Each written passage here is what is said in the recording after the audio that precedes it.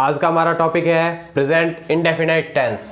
Present indefinite tense में सबसे पहले हिंदी की अगर बात करें, हिंदी में जो पहचान होती है वह क्रिया के अंत में ता है, ती है, ते है अथवा ताहू शब्द आते हैं। तथा अंग्रेजी बनाते समय यदि हमारा सेंटेंस अफर्मेटिव हो तो अफर्मेटिव सेंटेंस के अंदर सिंगुलर सब्जेक्ट होने पर हम वर्ब की फर्स्ट फॉर्म के साथ एस, ईएस या आईएस लगाएंगे। तथा अफर्मेटिव सेंटेंस में ही प्लूरल सब्जेक्ट या सब्जेक्ट हमारा आई मतलब मैं होने पर वर्ब की फर्स्ट फॉर्म लगाएंगे विदाउट हेल्पिंग वर्ब।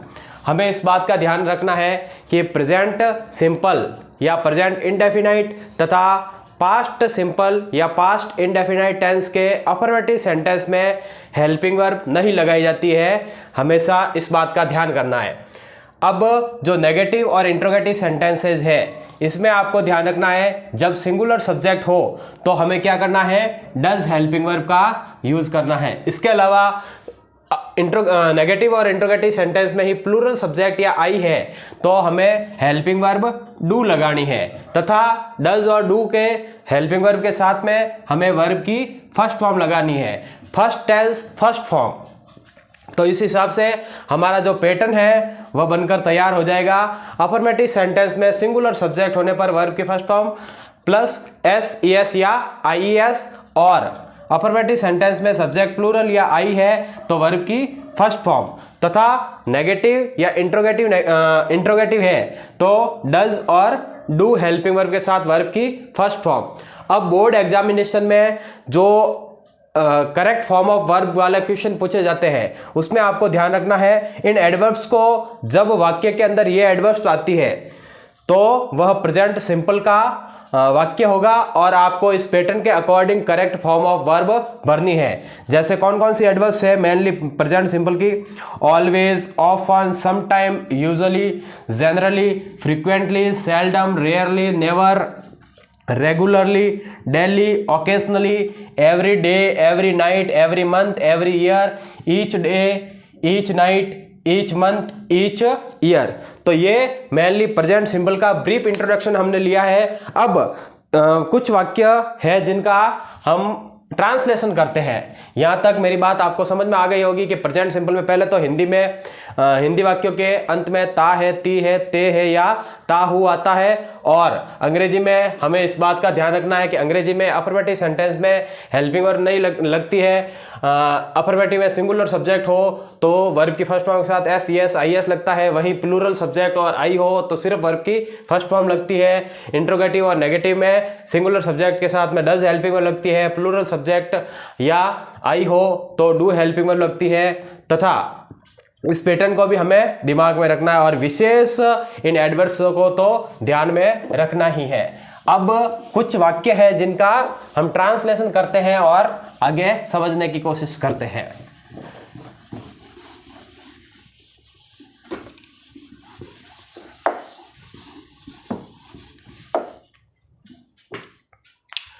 अब एक छोटा सा वाक्य लिखता हूं मैं, जैसे सीता खो खो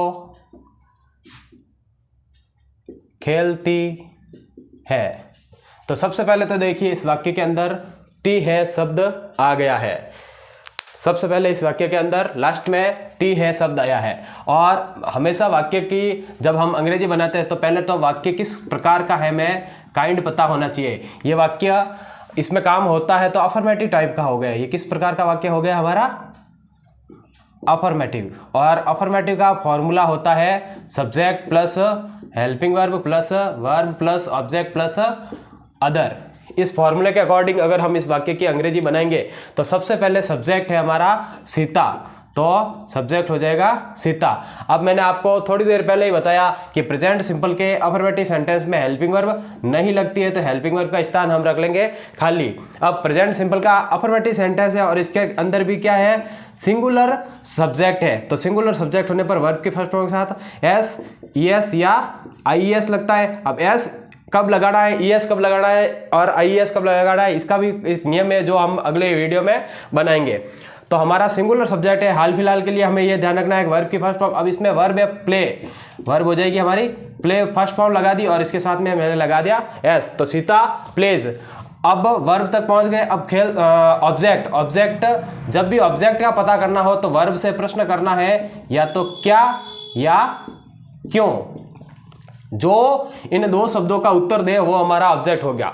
जैसे इस वाक्य में है कि सीता खो खो खेलती है, तो हमारा ऑब्जेक्ट अगर पता करना है तो क्या खेलती है, उत्तर क्या मिला, खो खो, तो ये हमारा ऑब्जेक्ट हो जाएगा। तो खो खो को हमें ऑब्जेक्ट की जगह लिखना है। ये हमारा सेंटेंस है पॉजिटिव, मतलब अफर्मेटिव सेंटेंस। इसी सेंटेंस को अगर हम नेगेटिव लिखेंगे, किस टाइप में लिखेंगे, नेगेटिव में, कि सीता खो खो नहीं खेलती है, तो इसको नेगेटिव में अगर इसकी अंग्रेजी बनाना चाहेंगे तो सबसे पहले तो हमें नहीं आ गया, तो नहीं से हमें पता चल गया कि ये वाक्य हो गया नेगेटिव। नेगेटिव का फॉर्मूला होता है subject plus helping verb plus verb plus object plus other, sorry subject plus helping verb plus not आएगा, not plus verb plus object plus other. इस फॉर्मूले के अकॉर्डिंग हम इस वाक्य का जो है अंग्रेजी बनाएंगे। तो सबसे पहले हमारा सब्जेक्ट हो जाएगा सीता, उसके बाद में हेल्पिंग वर्ब। अब ये वाक्य नेगेटिव है तो मैंने बताया था नेगेटिव और इंट्रोगेटिव, नेगेटिव और इंट्रोगेटिव सेंटेंस में सिंगुलर सब्जेक्ट होने पर हेल्पिंग वर्ब लगती है डज, और यही अगर सब्जेक्ट प्लूरल या आई हो जाता तो हेल्पिंग वर्ब लग जाती डू। तो सीता डज, फिर नॉट का नॉट लिख लेंगे, इसके बाद में आएगी वर्ब, तो वर्ब हमारी है खेलना, खेलना को इंग्लिश में प्ले कहते हैं, और डज के साथ में वर्ब की फर्स्ट फॉर्म। अब यहाँ पे एस लगाने की जरूरत नहीं है, इस बात का ध्यान रखना है। अक्सर स्टूडेंट क्या करते हैं, डज के साथ में या डू के साथ में एस लगा देते हैं। एस कब लगता है, without helping verb do S S या आई एस लगाया जाता है, और डू डज आने पर हमें सिर्फ वर्ब की फर्स्ट फॉर्म लगानी है। तो Sita does not play kho kho, ये हमारा हो गया नेगेटिव सेंटेंस। इसी सेंटेंस को यदि इंटेरोगेटिव बनाए तो इंट्रोगेटिव दो टाइप के होते हैं, पहला क्लोज एंडेड और दूसरा होता है ओपन एंडेड। पिछले वीडियो में मैंने ये बताया है, तो पहले मैं क्लोज एंडेड बताता हूं। इसी सेंटेंस को क्लोज एंडेड इंट्रोगेटिव सेंटेंस बताता हूं। क्या सीता खो खो खेलती है, तो इसमें देखिए सबसे पहले तो ये वाक्य किस टाइप का है, ये वाक्य इंट्रोगेटिव है, और इंट्रोगेटिव में भी क्लोज एंडेड इंट्रोगेटिव है। क्यों, क्योंकि क्लोज एंडेड इंट्रोगेटिव की विशेषता होती है कि इनका उत्तर या तो यस या नो में दिया जाता है। अब जैसे ये प्रश्न किसी से पूछा जाए, क्या सीता खो खो खेलती है, अगर खेलती है तो हाँ खेलती है, और नहीं खेलती है तो नहीं खेलती है। तो ये दो प्रकार से इसका उत्तर दिया जा सकता है। ये क्लोज एंडेड है, और क्लोज एंडेड अंग्रेजी में हमेशा हेल्पिंग वर्ब से शुरू होते हैं। तो इसका फॉर्मूला हो जाएगा helping verb plus subject plus verb plus object plus other plus question mark. इस फॉर्मूले के अकॉर्डिंग अगर हम इस वाक्य को की अंग्रेजी बनाएंगे तो सबसे पहले हमारे हेल्पिंग वर्ब लगेगी टेंस और कर्ता के अनुसार डज, क्योंकि टेंस प्रेजेंट सिंपल है, और प्रेजेंट सिंपल में जो कर्ता है वह हमारा सिंगुलर है अर्थात सीता है। तो यहाँ पर हमने डज हेल्पिंग वर्ब लगा दी। अब इसके बाद सब्जेक्ट आ जाएगा हमारा सीता। अब आएगी वर्ब, वर्ब है हमारी प्ले, और उसके बाद में ऑब्जेक्ट, ऑब्जेक्ट खेलती है तो क्या, खो खो, तो खो खो, और लास्ट में क्वेश्चन मार्क। ये आ गया अपना इंट्रोगेटिव जो है कौन सा, क्लोज एंडेड। इसको हम क्या कहेंगे, क्लोज एंडेड इंट्रोगेटिव सेंटेंस। इसके बाद एक टाइप का और सेंटेंस है क्लोज एंडेड के बाद में हम अगला वाक्य रख लेते हैं ओपन एंडेड का। ओपन एंडेड में वाक्य लिख रहा हूं मैं, सीता खो खो कहां खेलती है।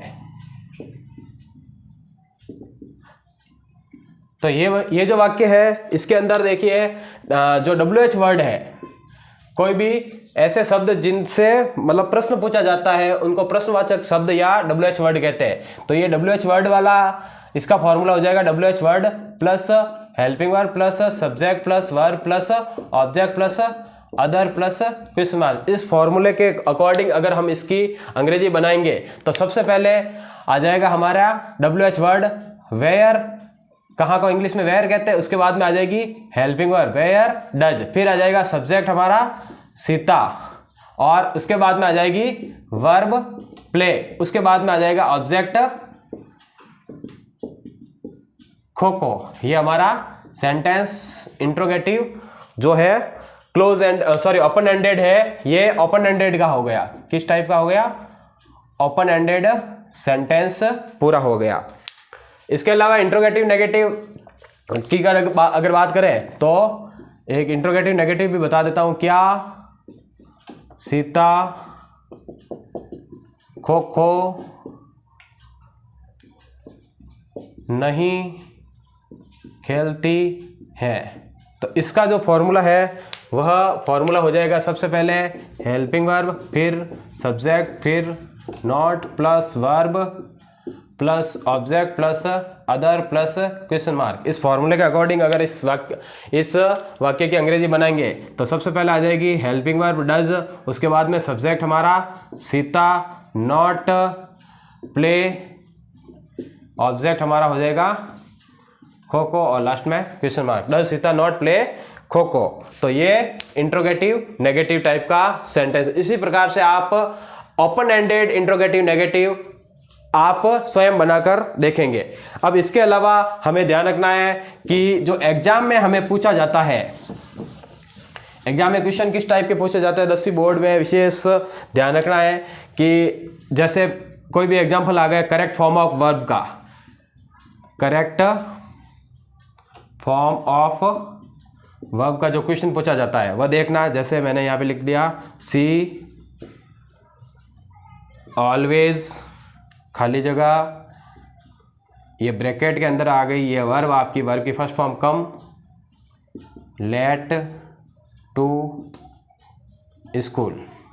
तो यहाँ पर अब हमें ये इसके अंदर ब्रैकेट में जो वर्ब की फर्स्ट फॉर्म आती है, ब्रैकेट में कौन सी फॉर्म आती है? वर्ब की फर्स्ट फॉर्म। हमें खाली जगह में करेक्ट फॉर्म जो है वह भरनी होती है अकॉर्डिंग टू टेंस। तो यहाँ पर हमने ऑलवेज देख लिया। क्या देख लिया? ऑलवेज। वाक्य के अंदर जब ऑलवेज है तो ऑलवेज जो है वह प्रेजेंट सिंपल को शो कर रहा है। किसको शो कर रहा है?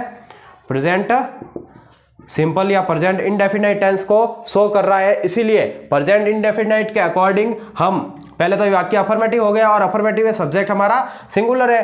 तो हमने अभी पढ़ा कि वर्ब के फर्स्ट फॉर्म के साथ क्या आएगा? एस, ई एस या आई एस आएगा। तो हमने यहाँ पर इसमें एस लगा दिया। बस इतना ही ध्यान रखना है। जब भी हमने जो एडवर्ब्स मैंने आपको बताई है, ये इन एडवर्ब्स में से कोई भी एडवर्ब्स वाक्य के अंदर आती है तो वह प्रेजेंट सिंपल टेंस का होता है। हमें इस के अनुसार जो पैटर्न मैंने बताया उस पैटर्न के अकॉर्डिंग हमें करेक्ट फॉर्म ऑफ वर्ब लगानी है। आशा करता हूं मेरा ये वीडियो जो बनाया है आपको अच्छा लगा होगा। अगर आपको वीडियो अच्छा लगा हो तो लाइक ज़रूर कीजिएगा, शेयर ज़रूर कीजिएगा और चैनल को सब्सक्राइब ज़रूर कीजिएगा। धन्यवाद।